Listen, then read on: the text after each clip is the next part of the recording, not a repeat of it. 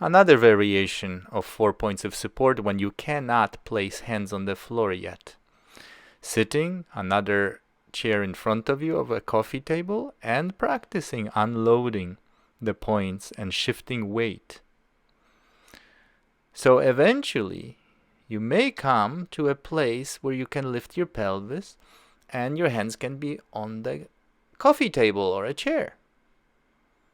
But again, not pushing, not being forceful, not competing with yourself, but staying within the parameters, what's possible, what you can do. The next step might be, and again, being patient, it may take a week or 2 weeks or a month, where you can start to place your hands on the floor from sitting, lifting the pelvis. This is part also of getting up, of balancing to stand up.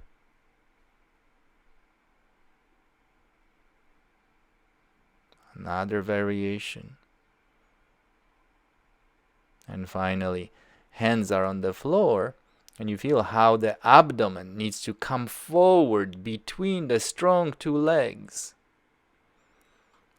And starting to lift the pelvis. So arriving in the place where we began the lesson. And taking it to everyday life.